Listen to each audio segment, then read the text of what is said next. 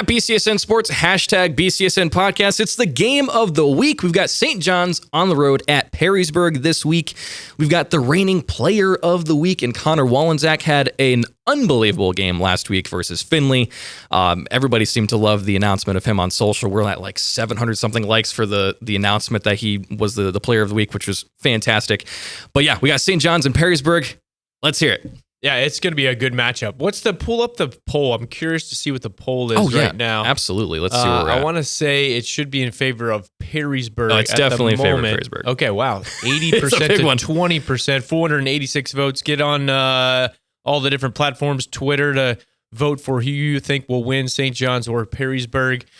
That is a little bit too big of a disparity in my estimation, Pat. I think the St. John's 0-2 record is deceiving. I went out to both practices on Tuesday, and 0-2 is 0-2. Yes, you're only as good as your record. However, those two losses for St. John's, to Dublin Kaufman, to Anthony Wayne, by a combined 10 points. So it's not as if these guys are cellar dwellers. They got some athletes on the field who are going to give Perrysburg a great game. Right. It's very similar to the Findlay analogy. So, St. John's has got to get their offense moving in the right direction. Defensively, they still look good, as they always do. But offensively, you've got some weapons, and with Lichtenberg and the core receivers and the running attack that they usually have, with the scheme that Coach Mack puts together, they're just not producing offensively.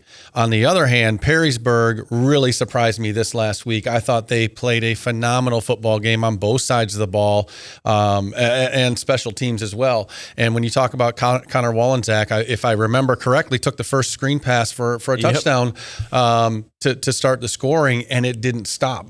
So I thought one of the reasons I took Findlay last week is because of Perrysburg's, in my opinion, lack of offense, and they completely turned that around to get that win, not only to get a win, but to get a big win against what we thought was a really good football team in Findlay. Yeah, I talked to Coach Dirk Connor, and we were talking about the offensive line. So many games are won in the trenches, so to speak, and that offensive line was going to take a step forward each progressive week because they had seniors, but not necessarily seniors who had gotten a lot of playing time in their underclassmen years. So it was going to take a little bit of time to gel. Grant Zimmerly, a star recruit, going to University of Toledo to play football, but he missed the entire last season, his junior year, because he had an injury to his knee in the preseason, so missed the entire year. So yes, he's a senior, but he didn't even have an entire high school football season during his junior season. So they were going to take progressive steps forward, and Coach was saying they've gelled together very, very well, and they did against a very formidable defensive line in Findlay,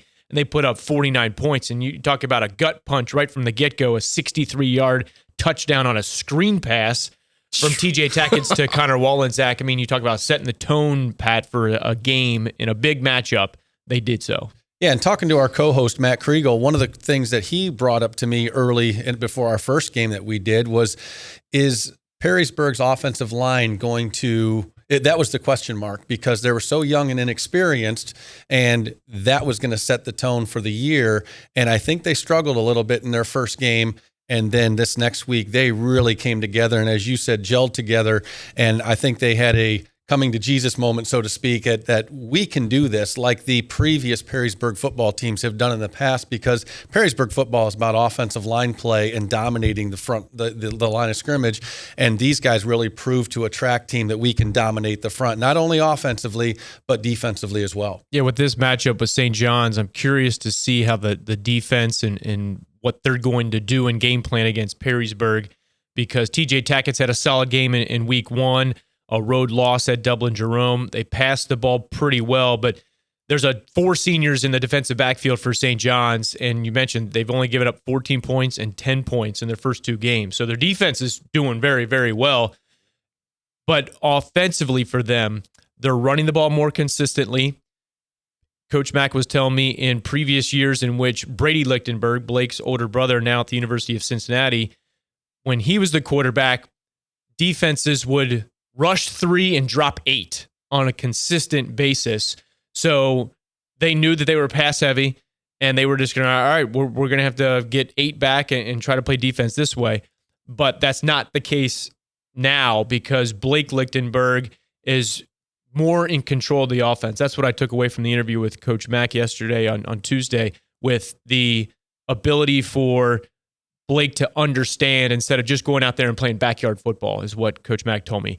He knows the offense. He knows the system that's in place. They're utilizing more people in their scheme, and that has benefited, not necessarily yet in the win column, but overall, they just got to continue to be a little bit more resilient and execute the offense within the system, and they believe that that is going to work for them. And with that being said, we talked about it at a tailgate show last week. Blake needs to run the ball better. He is an excellent thrower. He's got great form. He really spins the ball, puts pace on it.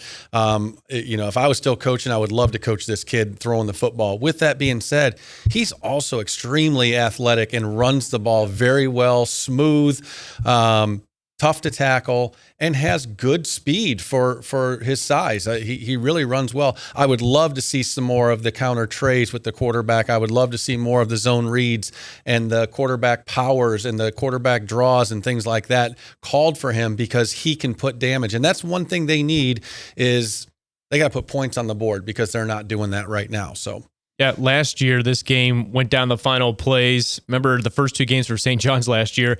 Final touchdown play in week 1 to Anthony Wayne. Anthony Wayne avenged that. Perrysburg lost to St. John's last year on the final drive of the game.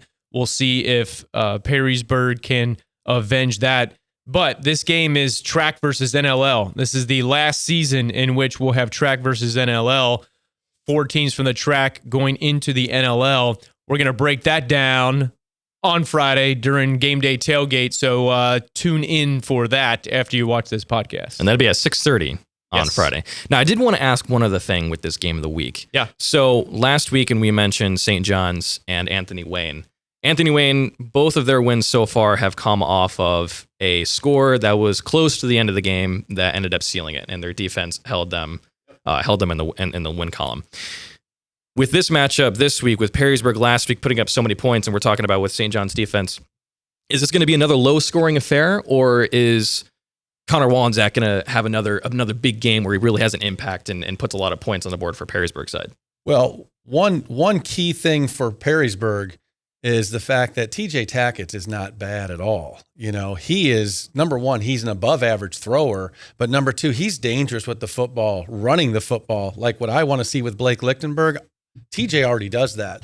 So they're doing a great job utilizing and countering what they do with Connor, because as we all know, Connor's a great running back, probably the best in Northwest Ohio, along with the Anthony Wayne kid. Those two do a phenomenal job. But when you key on someone like Connor 𝗬𝗓, and you do run the zone read, and you do run the Q counters and the Q powers and things like that, you really offset and give the defensive coordinator fits. And then on top of that, TJ can throw the ball as well.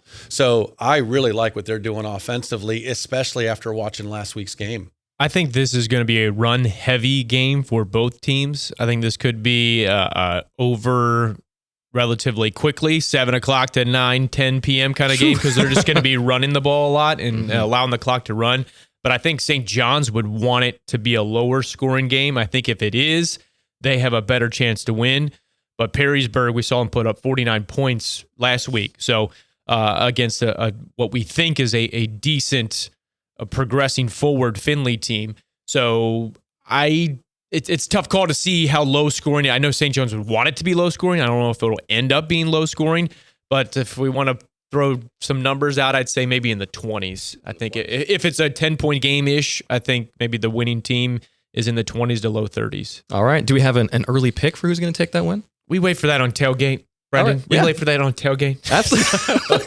We'll get to it on Friday. Tune in Friday at 6:30. Their game picks are going to be out there. You can also check out, we'll put those game picks out on Twitter and Facebook as well.